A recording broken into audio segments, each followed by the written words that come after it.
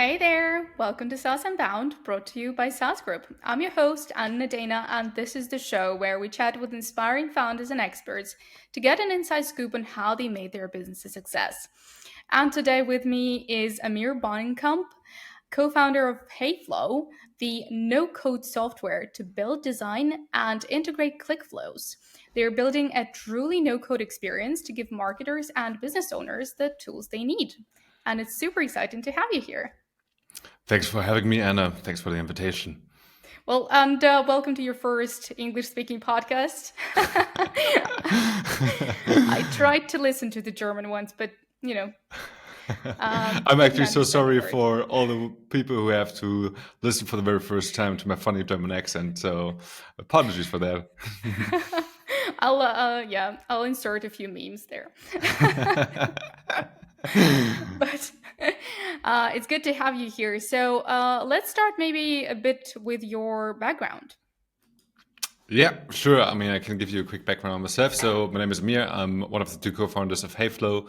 Initially started out my career in venture capital, then moved on the other side of the table, was hired as the employee number one of a company called Medwing, today the largest recruiting platform on healthcare recruiting here in Europe.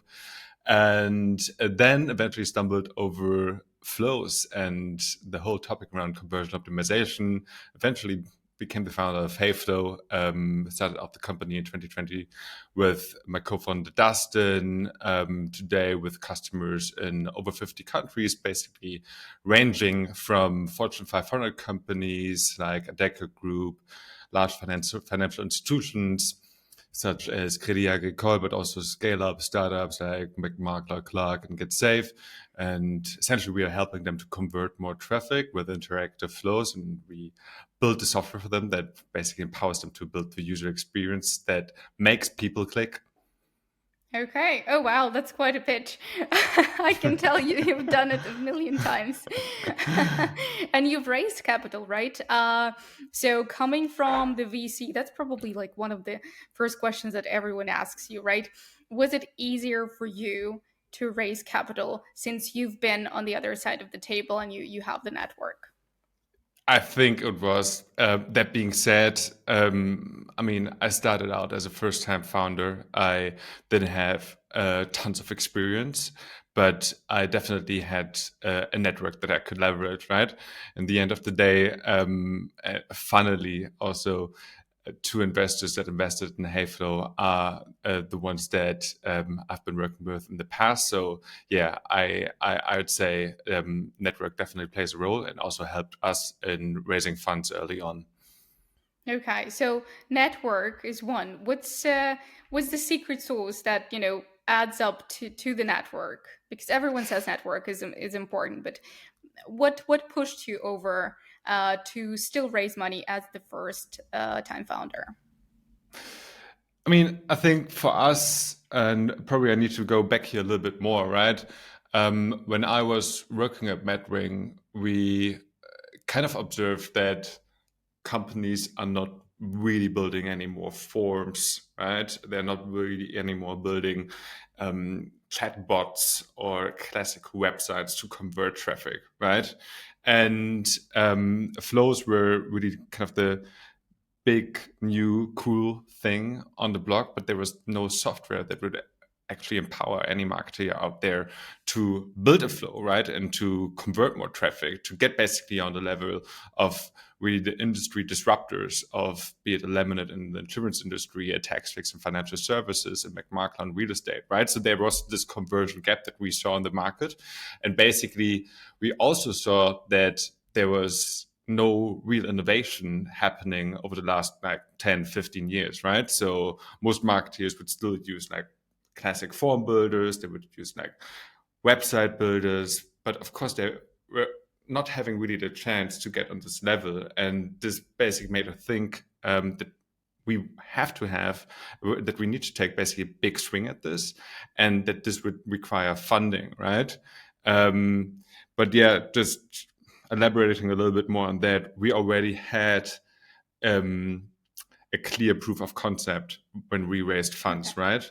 So first off, we were bootstrapping in the very beginning. So Mhm. build Heyflow up just like an agency, selling the flow itself, not the software. You don't have a software from day one, right? You just pick up the Sure. phone and call potential customers, and then you tell them, "Hey, I have something for you that might be very relevant for you." When you're looking for more leads, when you're looking for more conversions happening on your platform, and I can help you getting there, right? But we build custom solutions in the early beginning and no software product. But eventually later on, we built the software product around that, but also had already like the very like customers on board that were using our product on an everyday basis. Mm. Yeah. So Makes when sense. we raised the first funds, the company was profitable, right? And it was in a position where it really had a clear proof of concept that basically validated that there is a market out there. We don't know how big it is. We don't know how many companies are really interested in it, but we did know, okay, there's something really tangible here. And if we want to succeed further down the line in this market against this competition, we need to raise funds, right? And this is basically why we raised then a pre-seed round. Back then we only raised right 500K or so to just get to work, basically hired 5 people, invested more in product, invested in go to market, and then like of course we're for some time not profitable, but invested, yeah, so that we got again actually profitable before raising our next round, right? And this is actually how we think about it, right? We use funds to take a or to make a lead towards productivity, right? To invest more in productivity, to invest more in scale, but but in the end, of course, to we want to see a return on investment on that. So we want to see that like the money that we invest is useful and is invested properly, right? And this is Right. basically what we are trying then to do with the funds that we are raising. Okay. All right. Well, funny that you mentioned the accent. I understand almost 40%. No, just kidding. Great story. I think this is something that um, every successful company goes through. Right. First, you just make sure that there is a market and someone is there to buy. But um, it's also very interesting how sometimes when founders are trying to raise money before they sell something right for an idea, it's so difficult, even though they're so passionate about and everything. Yeah, But when, like you said, you've been bootstrapping for a while, once they get profitable, once they prove that there is a market, then VCs come calling you, right? And it's yeah, almost at the point when you don't need them anymore. yeah. So, how to understand your vision and the necessity of raising funds? Like, is it just to be featured on Forbes, or is it something that you really, really need? I think it really depends, right? And you have to ask yourself as an entrepreneur, as a founder, this question: if you really need funds for that, because of course, with outside capital, right, there comes also another expectation, along, right? So investors definitely want to see you hustling. They definitely want to see your company growing. They want to see the 3x's, the 4x's year over year. And this means for you, of course, to put in the work. And this is not something that is basically for everyone that interesting, right? And it's also nothing that is. It's also perhaps something that's not always required. So I'd always recommend to bootstrap if you can bootstrap, and if you don't really see basically a capital influx having a huge impact on the success of your company. But if you have like a very strong hypothesis around that, then of course, why not just go for it and do it? But be aware of the consequences it has when you're raising outside capital, right? You're not only Right. a shareholder then anymore. Right. It's kind of like you have a job, another Yeah. like additional job to return that investment, right? And just one more thing that I wanted to ask, and again, it comes up a lot Yeah. during the podcast. Um, Bootstrap founders tend to think that, when you're a bootstrap, you're scrappy. You know that you absolutely have to have the cash in order to spend it, right? And the best case scenario on how to stay bootstrapped and successfully so is not spend money. And it's the opposite situation with VC-backed startups, right? You do have the money, and it's almost like you're supposed to just go and spend it. So, um, is it just a prejudice that founders of VC-backed companies have that spending mindset, or you do feel a bit more at ease right now when you do have the cash? Yeah, I think like over the course of the past 12, 18 months, efficiency or cash efficiency metrics have gotten a bit more popular among VCs, right? So they do ask way more for like things like a burn multiple, for instance, right? For KPIs like a burn multiple, they do want to understand more like where your margins, gross margins are heading, right? But at the same time, um, they also require you, of course, to invest the capital that you've raised from them, right? So you couldn't basically behave like a bootstrap entrepreneur, although you raised tons of capital. Yeah, that wouldn't Right. really add up. So if you once you decide to play this game, you're playing this game, and it doesn't make change like it doesn't make a ton of sense to then just change the rule and change the rules and basically decide to not invest your capital for the next 10 years, right? So yeah, that's basically a decision that is, in my opinion, quite hard to revert. Right. Okay. All right. So have you have you noticed that VCs are no longer looking for new companies to invest in, or maybe if they do invest, they tend to come back to the companies that they've already invested in and just add to that investment, right? Or Mm. is actually the VC market so bad right now? I think I'm not the best person to answer this question, but I can give it a try. So from Okay. what I'm seeing, especially in the very early stage market, right, pre-seed and seed funding, things haven't changed a lot, right? But if we are talking about Series A, Series B, and growth stage investments, the bar has gotten way higher, right? While like over the like last years, um, like the core metric that VCs have been looking at and growth investors have been looking at was around like overall growth. Again, they're looking now way more at cash efficiency metrics, right? So, and I think with that, of course, the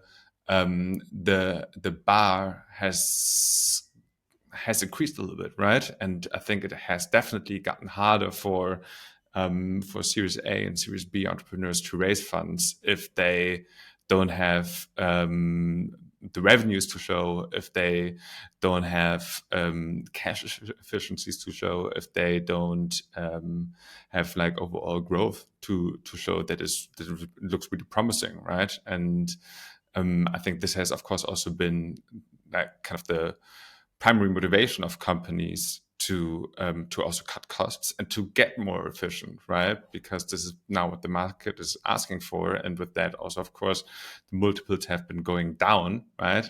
See SaaS Group really also talking about that a little, like quite a lot, right? And I think this is true. So I think the time where you get like multiple on your revenue of 100x or so, 80x is really over, and everything has gotten like way more realistic, and benchmark is now set from publicly listed companies like HubSpot, Wix, right, Yeah. or Salesforce. Yeah. Okay. All right.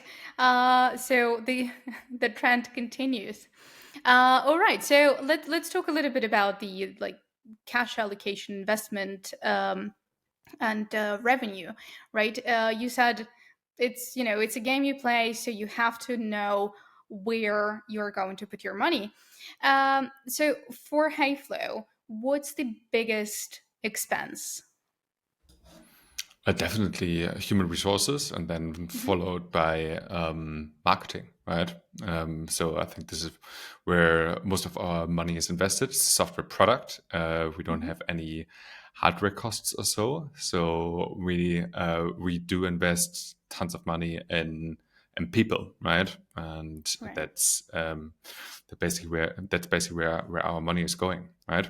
And also with that being said, maybe I can this is not really related to Heyflow, but generally to the market. I think what will be very interesting to see is basically also how will basically also the developments within AI increase productivity so that you don't really need that much of cash anymore, right? So far, like very simply speaking, founders have been going to VCs and said, okay, I really need to hire that many of people. And with people seeing like a huge productivity boost with AI, of course, I think we need to understand a little bit more how this changes the capital requirements that companies have to really scale, right? And if this capital is really required, do you really need to raise a 20 million a series seed round? Can you also build a business with like 1 billion that's just a little bit differently allocated? Yeah. Right. So you think AI will take a part of the jobs? I don't think it will. I think it will increase productivity, and it will basically, with that, decrease a little bit the demand. But in the first place, I think it will definitely increase the productivity of workers, right? So I don't think that you will get rid of the content writer. So no, of course not, right? But you will definitely increase the productivity of a content writer. Right. To like 5x, 10x, perhaps, right? And this is basically where I see the advantages. I think the same is true for things that happen on the engineering side. Okay. Are you leveraging AI for Heyflow right now, or are you planning to?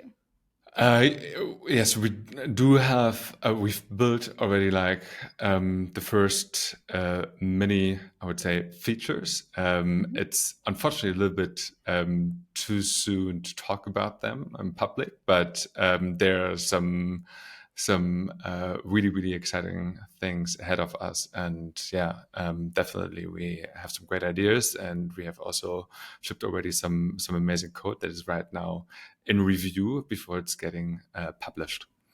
Okay, awesome. So it's great that you mentioned the new features, and this is just something that I'm exploring lately. There Yeah. are so many features that you have to build for any software company. So what would be the most difficult to build and implement? Because and this is something that I'm getting from just one tweet that said, it must be email because it's just so difficult to make sure it works, that people don't misuse it, and then that if you send newsletters, then it's great content and people engage with it, and then you engage with people. So it's a lot of back and forth and a lot of maintenance required. So, what's your opinion? What's the biggest and most difficult feature that you've had to build? For us at Heyflow, Yeah. I mean, I think again, this is unfortunately not a question that I can really answer. I would have to ask my tech team, right? Um, and I actually also don't really want to guess, right? Because they will definitely be very hard on me when I do so. But yeah, I think what I see and what we hear a lot is that one is basically publishing a very shiny feature, right? This is basically the tip of the iceberg. But then there's so much work behind that and underneath, right? That you have to do beforehand. And I think about that many times also in terms of integrations that we are building, right? You can build a very simple integration from Heyflow to different tools. We've done like plenty of those. But getting those integrations at a place where they work really perfectly so that you can map fields and you can do basically every kind of stuff that you want to do as an end user, right? Is very hard. But this like requires in the very beginning a lot of setup work from our side, right? Before we can actually launch one integration after the other, right? Today we are at a stage where we can like launch new integrations very, very quickly. So today it doesn't take tons of time to build them anymore, right? But before there was just a lot of setup work required to just make them work really perfectly. Yeah. Right. Oh, and I think integrations is something that people want more and more. Like everyone wants just this one tool that solves it all. So I definitely see it as a great trend of 2023. So, and this is something probably I'm bringing from my past role from a low code startup. Why no code? I've read a bit about Heyflow, and I know that it's click flows and it's mostly no code, but you do keep an opportunity for people to just go and do something custom, right? So you do keep that that part of the product where I don't know, I can probably send a developer and build Yeah. something for my company that would work only for me. So why did you keep that? That's one question. Yeah. And another, why do you think why did you get into no code in the Yeah. first place? Because again, there is like so Yeah. many questions about it that maybe it's not sustainable. You know, people will have to leave it at some point anyway. So why Yeah. bother? So what's your Yeah. take? Yeah. Lots of good questions. I mean, but let's start off with why node code, right? So who owns this KPI? Let's get more conversions in the company. Let's get more leads. Who owns Yeah, it? It's a marketeer, right? right. So, and is the marketeer generally able to code? No, she's not, right? So if you really want to get rid of those interdependencies within the company, right? You have to think about how you can basically put the person that is responsible for like achieving her goal into a position that she's basically also to execute against it, right? And I think this is for us the main motivation to build a no-code software so that a marketeer can start off using Heyflow and can say, okay, now look at what I've been building. This is basically getting us on the same level with Lemonade, right? So Hmm. we're an insurance startup. We just built something like Lemonade, a company that got to an IPO within 5 years and is doing a really, really great job when it comes to lead generation and building great user experiences. So this is, I think, really the main motivation here, bringing this marketeer then in this position that she can deliver on that, right? And that she can do that without investing a lot of time. The company can do it without investing a lot of time. Like usually it would take an engineering department a couple of months time. Yeah, it would take them data resources, marketing resources. It would take them design resources to build a flow, right? So and with that, they would have the initial version.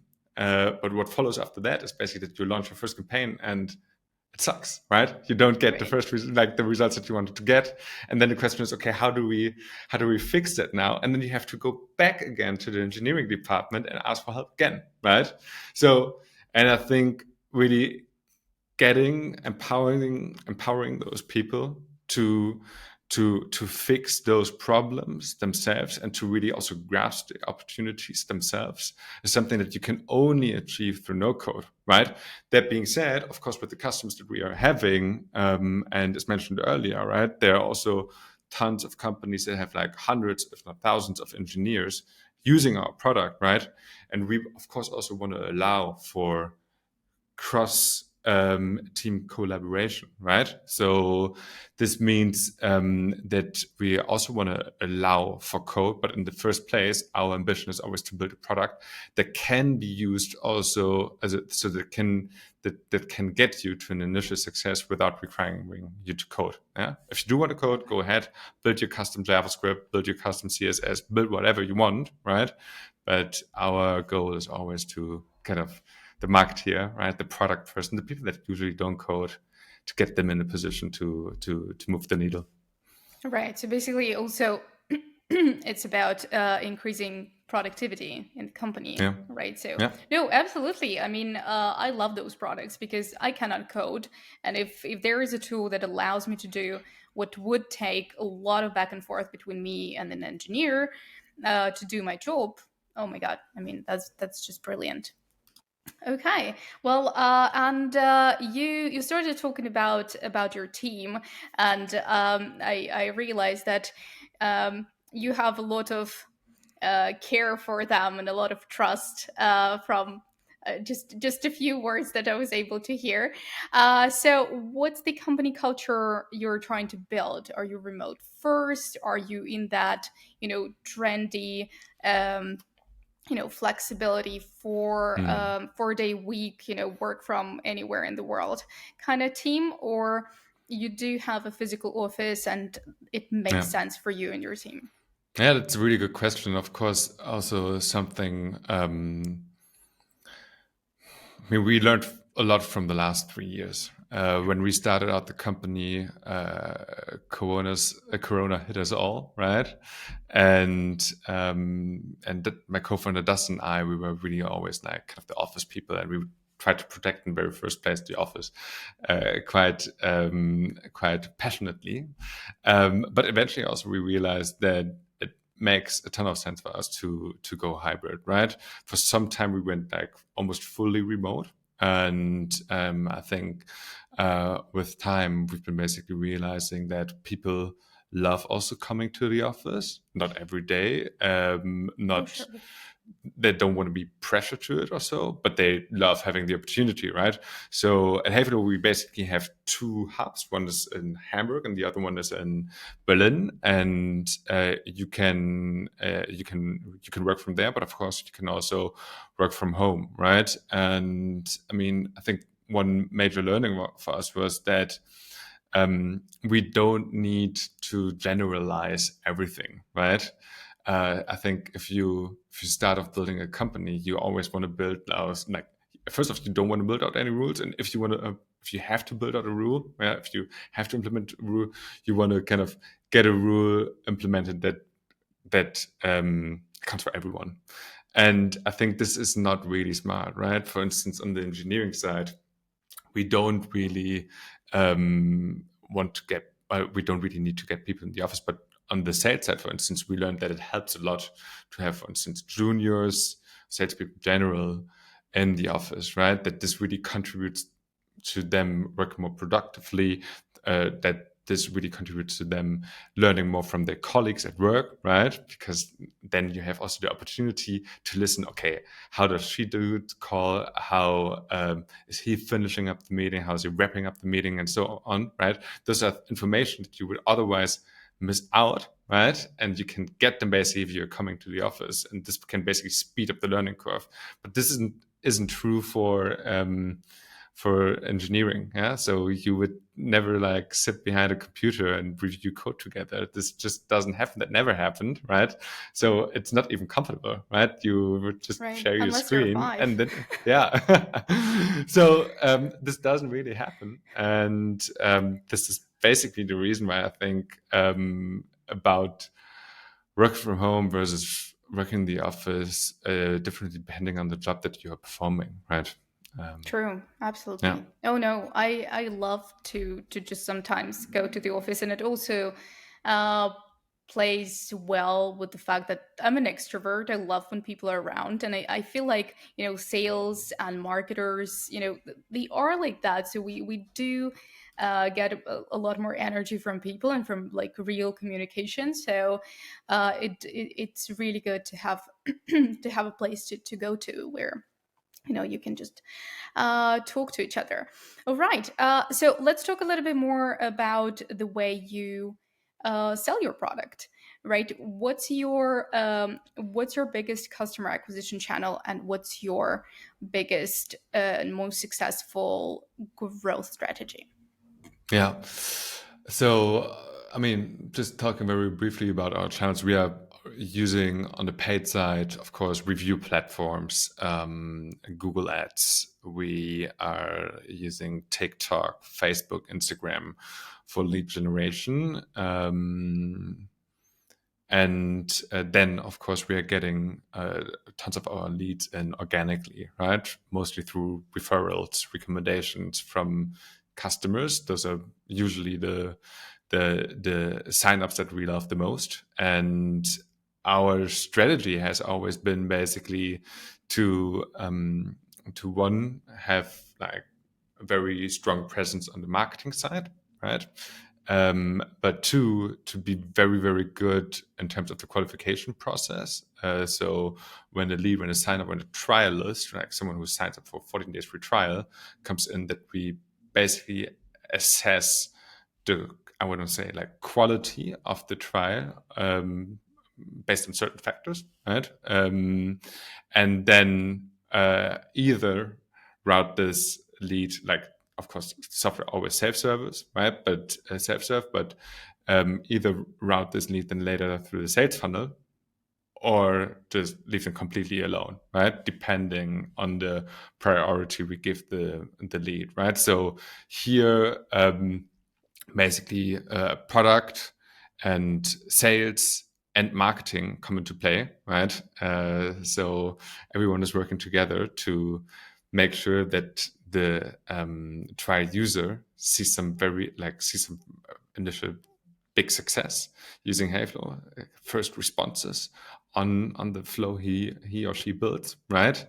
And this is in the sense it's a collaboration between the teams, right? We all have Absolutely. to get to work, and therefore, I I think we're not really marketing led, we are not really sales led, we're not really product led. We are basically doing it all, and we always had to, because we understood that it takes every team's attention to get very successful as customer acquisition. Sure. And well, you're still a very young company, right? So it does make sense to just try it all. But it's funny that you mentioned TikTok, and as far as I understand, you are still mostly like B2B, right? And a lot of companies, a lot of founders are kind of afraid to go there because it's just entertainment, and mostly not a very good quality one, right? So did you crack like a certain strategy that works for you, TikTok wise? I think I wouldn't go that far saying that we really cracked the TikTok code, but we definitely saw some very good and promising results from that. And the approach that we've been always taking was an educational one, right? So we're providing value to the potential customer and explaining how things work, right? I think at some point, as like someone who has a lot of exposure to lead generation, conversion optimization, you kind of think, okay, this is so obvious. Everything is so obvious, and you don't really share that many information anymore. So we really forced ourselves to become more proactive when it comes to sharing really useful content that doesn't like place Heyflow in the forefront. With potential customers. So we are running webinars, we're giving crash courses, and all that basically to help to help marketeers in becoming more proficient when it comes to conversion optimization. Right. Okay. No, it makes complete sense. I think we had a conversation with Rent Fishkin here, and he was saying that at Spark Toro, they sometimes struggle with conversion because a lot of people go in and they don't really know how to integrate their workflow into the tool, or vice versa. Um, and yeah, we just came to an understanding that sometimes you just need to look how it's done once, right? Even if it seems like it's such Yeah. an easy tool. 100%, 100%. I think like there's a big gap between kind of the promise that you're giving your customer or potential customer as part of your marketing messaging, Yeah. and that the software is really able to deliver on that, right? And you have to fill this gap through education. And this was for us basically also the primary motivation to set up a YouTube channel where we really post tons of content that explains how things work, right? And of course, we've been taking inspiration from companies that did that in the past, such as HubSpot and Salesforce, and who did really a great job at that. And this was also for us really helpful, right? Setting up this content that just gets the customer faster to a working end product. True. Oh, I just watched your demo like 10 minutes before the podcast just to understand what I'm getting into. Uh, but yeah, do you have any statistics? Like, because I know you've got such a nice setup. You did do some of the educational content yourself, right? And you did some workflows, videos. So, do you have any statistics like how many people actually watch them before they sign up for the product? Because like, and this is just based on my experience, I really really rarely do that. Just, I may come back to watch something when I stumble upon a problem, and I'm like, Mhm. okay, well, then let's go and fix it maybe. But I very rarely go in and watch the video before I sign up. So what about your customers? I actually don't have any statistic around that at hand. I'm so sorry about it. So I can't tell you a lot about it. Okay. All right. But well, you keep doing it, then I'll Yeah, reach out yeah, to your yeah, marketer. yeah, yeah. So no, but what I can just say is that we do have like some of the video content is basically designed for the awareness stage, right? That is Hmm. basically designed for people prior to signing up for a trial. So it's like generalized how-to content, right? So what are the like 5 top tips that you need to consider when launching a lead gen flow, right? Like ask one question at a time, start with a simple question, split up the content screen so that you are not asking for all personal data at once, right? So this is basically some informational content that we're giving beforehand, and then later on we are pushing more towards product content that kind of concentrates on the okay, how do you actually fix this problem, how do you actually embed this solution or connect this service, right? So this is the content that follows on then later. Okay, makes sense. I'll probably reach out to your marketer for some statistic, but yeah, I just have a couple more questions. So the first one, the usual question, every founder gets it. What's so far the biggest win and the biggest failure, or if no failures, nothing major, maybe what's the biggest challenge? Company wise, Yeah. Or maybe you're personal as a co-founder. I think failures. Thinking here about my own failures, I think in the early beginnings of Heyflow, I really sucked at giving people proper onboardings. Right, so I was totally ignorant when it came to um, understanding what context they have Mhm. when joining the company and what context they need to get their job properly done, right? And I also need to admit that people left us really because they just haven't had the best experience early on at Heyflow, right? And this was basically way back in the days. I mean, the company is only 3 years old, so it can't be. It's not so far away, but still, I think this was for me really a learning to fully understand how to onboard new joiners to the company so that they are basically in the position to do the job that they came to do for, right?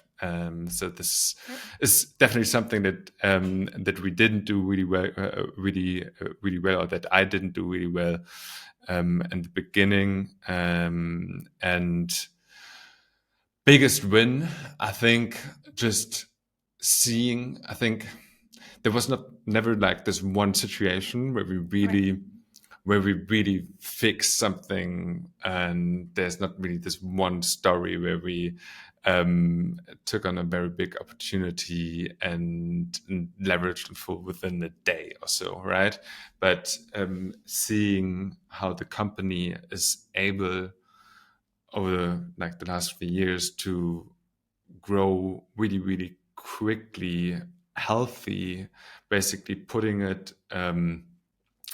in the category with some of the biggest software companies that we are seeing in the market, such as Figma, is something that I'm really, really proud of. But this is definitely a team job, and this is definitely something that is just yeah, we're just really, really good execution. Yeah, plays a big role, and something that I'm personally just super, super proud of. But again, like it's a team sport, and Right. it was really, and it's really great to see that this is basically that it has been evolving so well over the past years. That's amazing. All right. Well, um, it's something that I keep hearing.